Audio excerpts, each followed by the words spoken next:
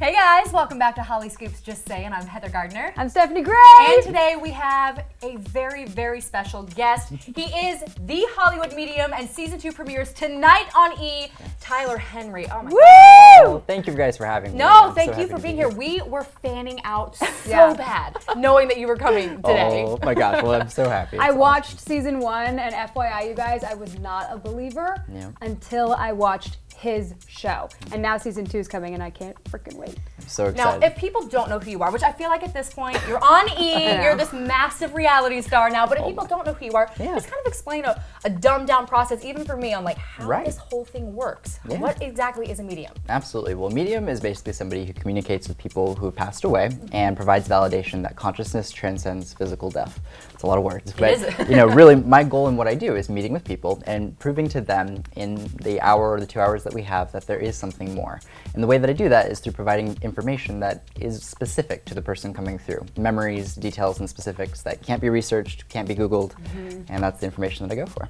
And on your show, you specifically do celebrities, mostly. Right. Now, why did you want to read celebrities instead of real people? Well, it was interesting because actually the majority of my off-camera clientele is non-celebrities, but the show being oriented towards celebrities kind of taps into their platforms.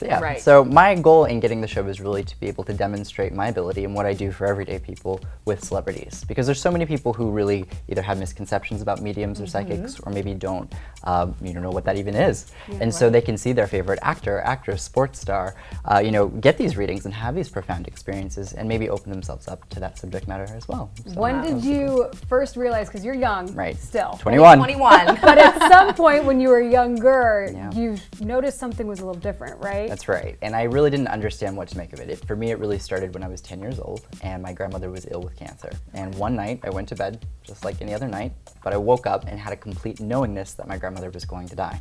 And at the time, it felt like it had already happened. It felt like a memory. I was that certain of it.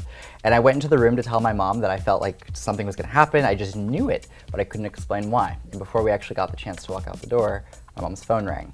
And when she picked it up, it was the news that my grandmother had died. So that was a premonition, but it took a lot of years of refinement to really take that one moment of knowingness into reading. Well, that's what I was really interested in, is what exactly did that refinement entail? How does one practice speaking to the other side? Right, because it's kind of out of my control. I mean, I always say I can never make a direct line to someone coming through. It's kind of on their terms, not mine. Right. So I would find when I would have these intuitive experiences, I would try to make the most out of them, try to analyze them as best I could, and then try to deliver them so that I could figure out whether they were accurate or not.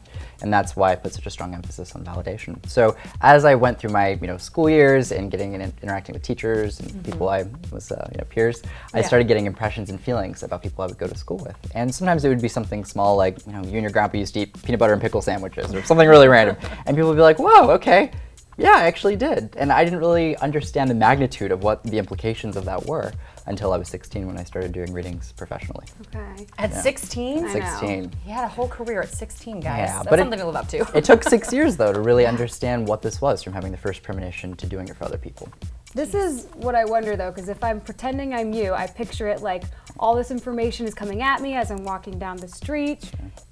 How do you filter it, or rather, like, what's the biggest challenge of having that all the time? That's actually the hard part, is kind of figuring out what's significant and what's not, because when you're being inundated with information, it can be really overwhelming to know what to verbalize and what to prioritize. So through trial and error and understanding, kind of how my ability worked, I was able to navigate that a little bit more, but it took time. I did read that you had like an on and off switch. Like, how does that work? So I describe it kind of as like a volume dial. Okay. For one, to understand the ability, I always say my sixth sense uses my other five senses to communicate. So when I'm sitting with you guys, I'm not seeing your dead grandma walk by. I don't know what she looks like. It's not like that. When I sit with the person, I basically communicate what I see, hear, and feel. So I might get a physical sensation that corresponds with how someone passed. I might get a visual of what someone looked like. I might hear a voice or a name, and I have to put all of that information together and then deliver it in a way that's accurate. No, I'm just so curious. Like, I'm going to throw something out there. Sure. Last night, I was thinking about you a lot because I was watching, the movie I mentioned earlier and figuring how it works with the brain and if you can tap into a certain part of the brain. Right. And I also tried to summon anyone I knew, including pets who had passed away. So I'm just saying, you don't need, like, no pressure, don't read me. But if something flashes, feel free to throw it out there, because I really did try to, like, get all the vibes. She lit the candles, the incense. Yeah, I did a mental thing. So anyway, I'm just saying. I'll let you know if anything pops up. Okay, thank you. That's so interesting. So talking about season 2 now, which premieres tonight, again, we have to say, 8 o'clock on E! You talked to some really big stars, and the first one is Bobby Brown. Yes. But you actually didn't get to speak so much directly to Whitney.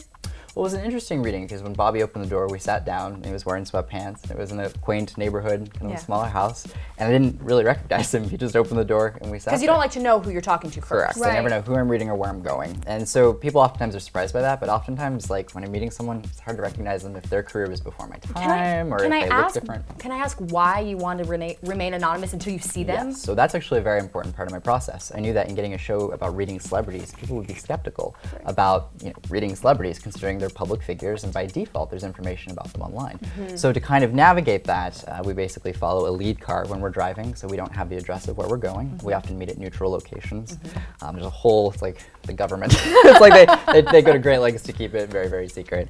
And then when I meet with the person, whatever comes through, comes through. But in Bobby's case, the actual profound connection for me was with his sister who came through. And he had some actual non-famous family members who were the first people to step in. And the validations that they provided made him know that he was making a sincere connection, which made it special for when Whitney did come through at the end. Wow. You've met so many celebrities. I remember last season, Kris Kardashian, was she the #1 that you were freaked out? She was great.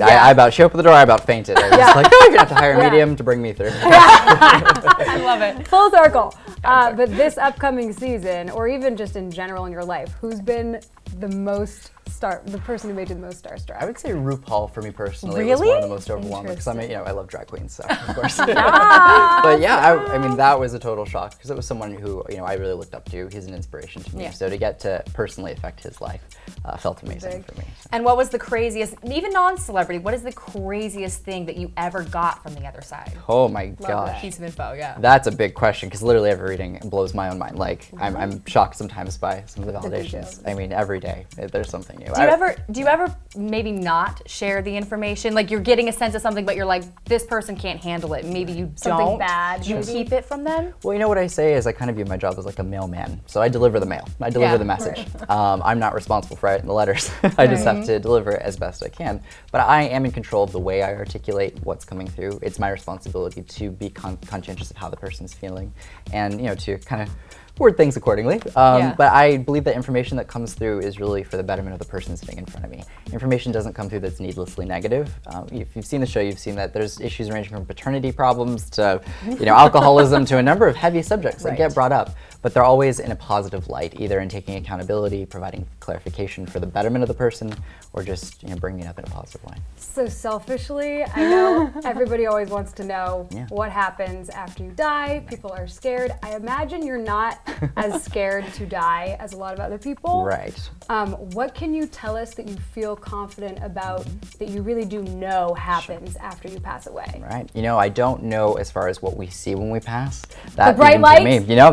That I've heard about a lot. That they report quite a bit. They do. As far as what's after the light. After the light, that's the question. Okay, write a book called After the Light.